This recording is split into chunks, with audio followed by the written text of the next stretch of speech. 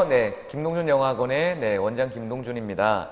자, 오늘은 여러분들 그 실력 다지기 세듀 이 문법책 제 7강입니다. 동사와 준동사에 대한 얘기를 조금 해보려고 하는데요. 자, 여러분들이 지금 요 영상이 한 20분 정도밖에 안 됩니다. 그죠?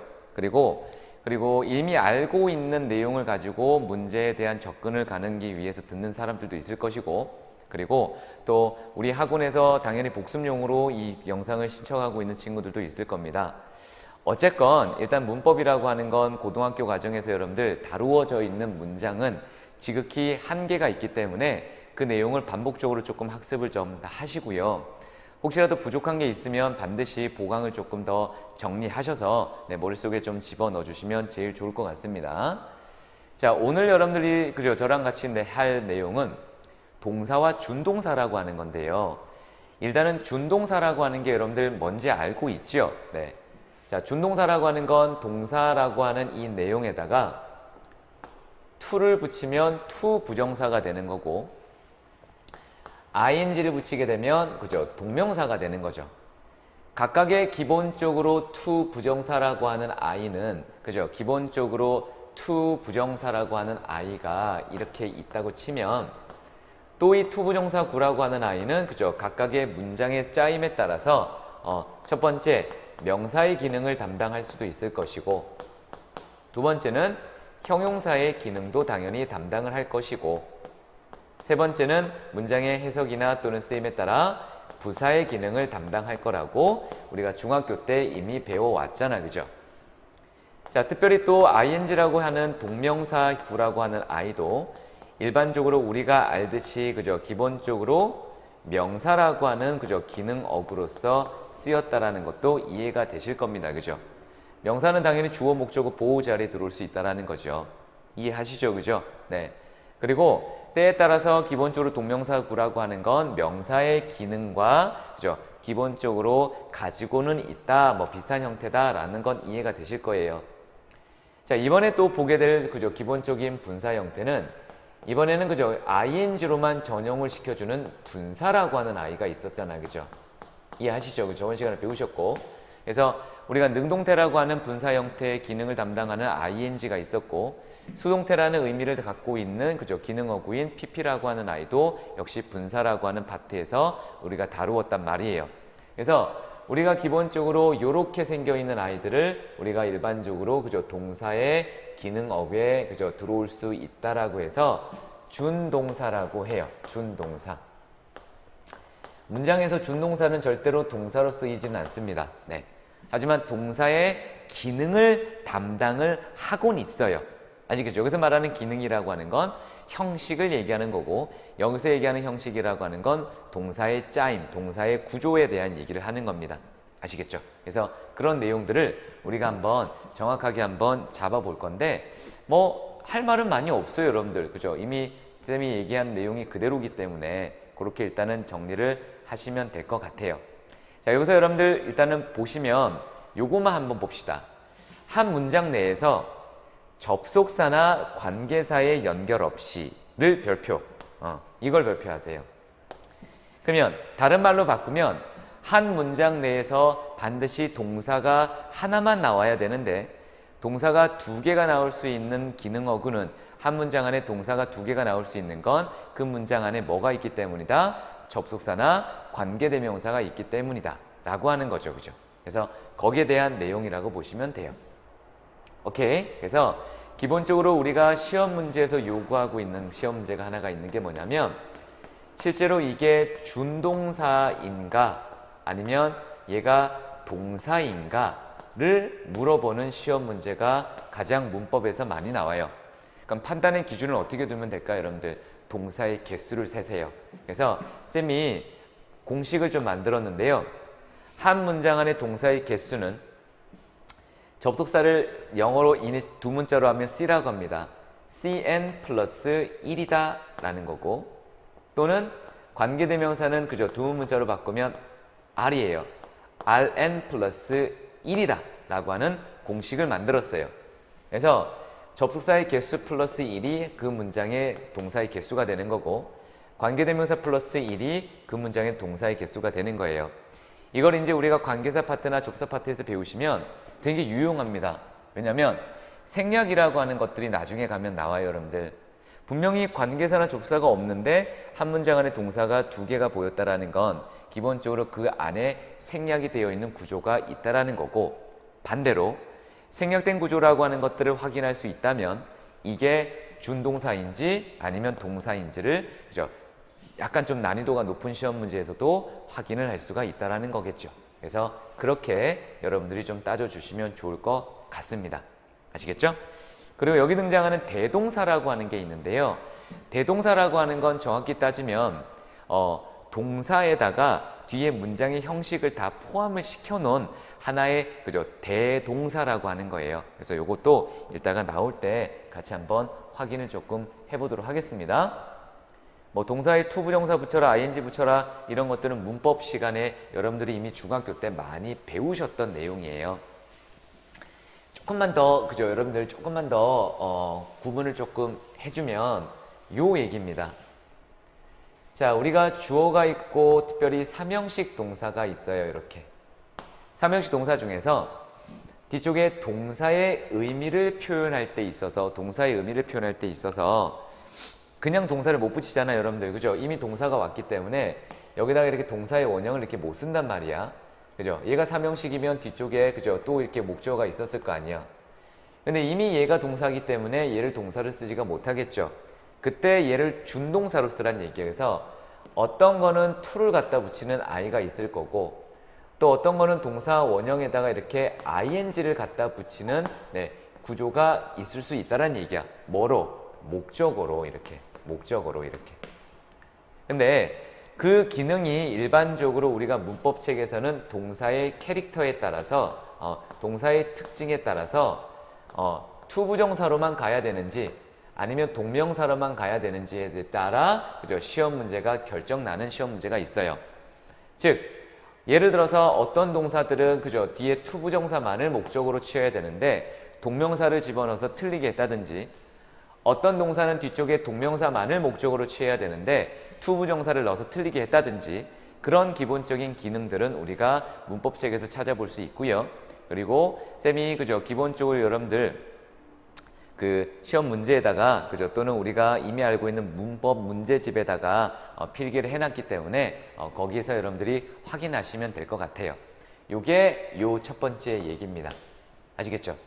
그리고 특별히 to는 여러분들 무슨 의미가 강하냐면 미래지향적인 의미가 강해요. 그래서 앞쪽에 나와 있는 뭐 100% 다 그런 건 아니지만 앞에 나와 있는 동사라고 하는 의미에서 콜로케이션이라고 하죠. 그죠? 논리적인 개념을 잡을 때 뭔가 앞으로 또는 앞으로 뭐 해야 되는 거, 이런 개념은 to 부정사를 취하는 게 맞고요.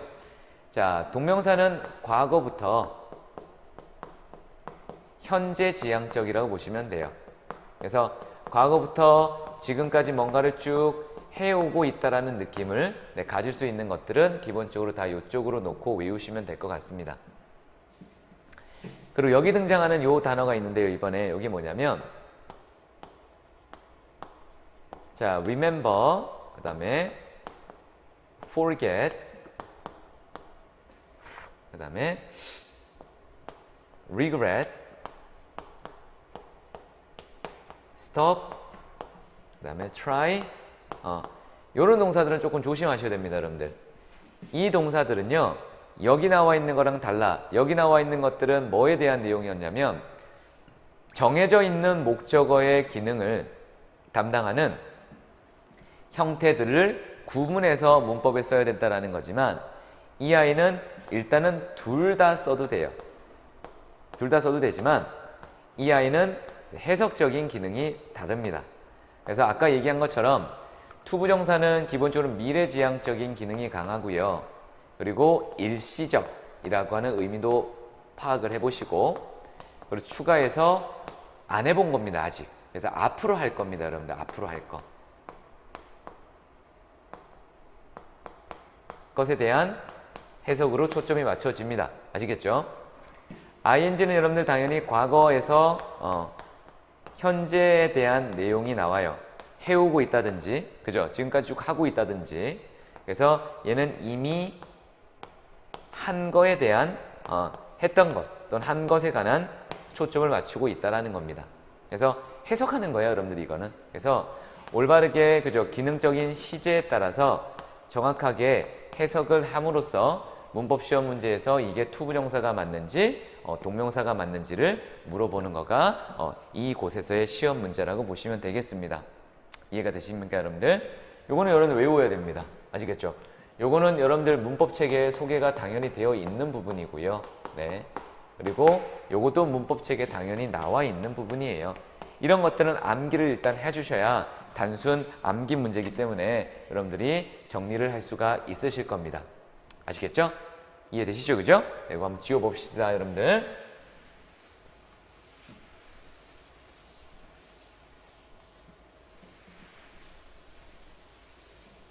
자, 이제 보는 관념은 뭐냐면 여러분 요거예요.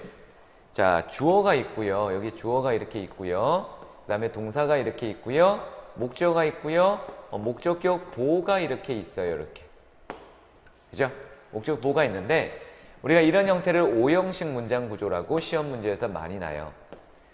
자, 우리가 이미 알듯이 여러분들 어떤 내용을 가지고 지금 다룰 거냐면 일단은 목적격 보호가 일반적으로 이렇게 준동사 파트에서 투부정사 형태로 들어오는 아이가 있고요.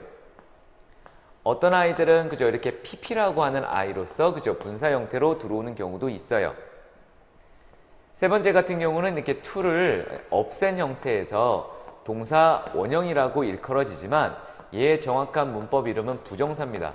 하지만 to가 없다라고 해서 얘는 원형 부정사라고 하는 의미로 쓰게 돼 있어요. 절대 동사 원형은 아닙니다. 한 문장 안에 동사 하나만 쓰셔야 되니까. 그죠? 네. 또는 그죠 이렇게 ing라고 하는 분사 형태가 들어올 수 있다라는 거예요. 그래서 요거를 굉장히 시험 문제에서 많이 물어봅니다. 자, 이미 여러분들이 알고 있는 것처럼 그죠?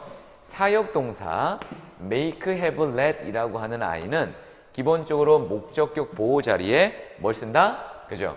원형 부정사를 쓴다. 동사 원형처럼 생겼다라는 얘기예요. 그렇게 보시고요. 지각 동사는 여러분들 인지 동사죠. 실제로 봤다라고 하는 계열과 그렇게 할 것 같다라는 계열로 확인하시면 실제적으로는 to 부정사라고 하는 아이가 기본적으로 능동태에서는 쓰이는 거고요. 그리고 동사의 종류와 관계없이 이 목적어와 목적격 보호 자리의 형태 또는 이 구문 자리 형태가 수동 관계라면 그죠 당연히 수동 형태를 쓰시는 게 맞습니다. 자, 그러면 우리 바로 시험 문제를 한번 정리를 해보도록 하겠습니다. 오케이, 자 보세요. 지금 우리가 풀어야 되는 문제가 이 문제이기 때문에 그죠 앞에 있는 문장 보지 마시고요. 여기서부터 바로 한번 보도록 하겠습니다. 네. 이해되시겠죠, 그죠? 네.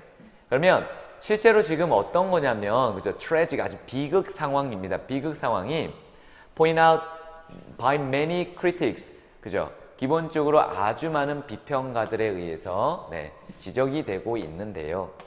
뭐라고 얘기하는 거냐면 to produce it 하고 들어왔죠.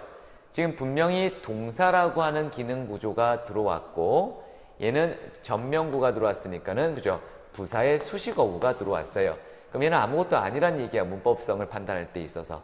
그러면 point out 뒤에 to produce라고 하는 단어와 produce it 라고 하는 단어가 등장을 했다라는 겁니다. 여기까지 이해가 되시나요, 여러분들? 네. 그러면 실제 우리가 정리를 할 때 있어서 잠깐 생각을 하셔야 되는 게 뭐냐면 그러면 얘가 to 부정사인가? 얘가 과거 동사인가? 이렇게 처리할 수가 있다는 얘기죠.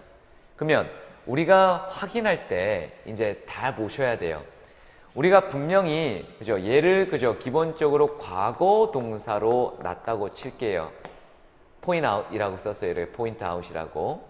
그러면 일반적으로 point out이라고 한다면 뒤쪽에 뭐가 나오는 게 맞아요, 여러분들? 그죠? 기본적으로 동사 형태니까는 목적어가 나오는 게 맞아요. 근데 목적어가 안 나오고 지금 전명구가 나왔다라고 한다면 얘를 to 부정사인지 아니면 얘가 과거 동사일 수도 있다라는 거를 인지를 조금 해볼 필요가 있다라는 얘기예요. 그럼 위로 한번 읽어봅시다. 우리가 안 읽어온 게 있어요. 여러분들 보세요. 콜레라가 그죠 1849년에 발발을 했는데 이 콜레라는 그죠? 기본적으로 그죠? 기본적으로 이만큼의 사람들을 런던에서 죽였네요. 그지? 그럼 이런 비극 상태. 근데 뭐에 의해서?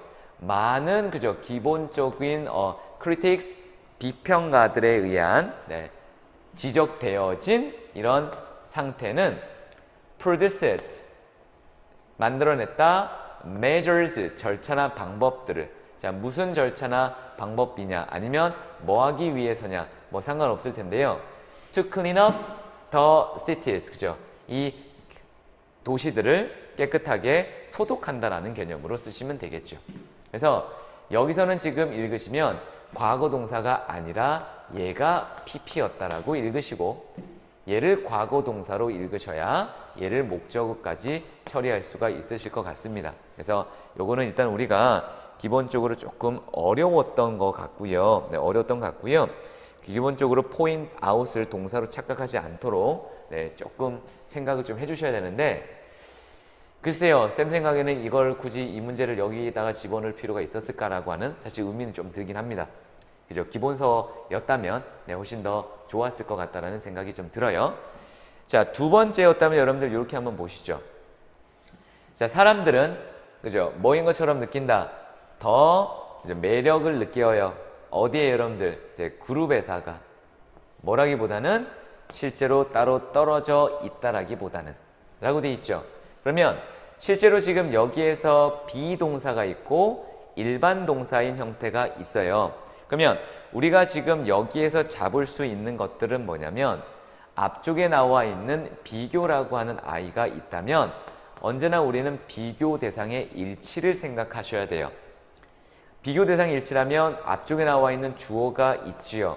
그럼 주어 뒤에 등장하는 형태부터가 같으셔야 되기 때문에 앞에 등장하는 seem이라고 하는 동사를 받았다면 뒤쪽에 등장하는 I는 그죠? 기본적으로 seem과 일치가 되는 일반 대동사 형태를 받으시는 게 훨씬 더 좋으실 것 같습니다.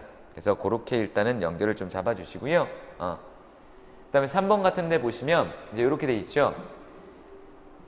자, when you are choosing food for your child's lunchbox 이렇게 해서 이렇게 부사가 들어왔습니다.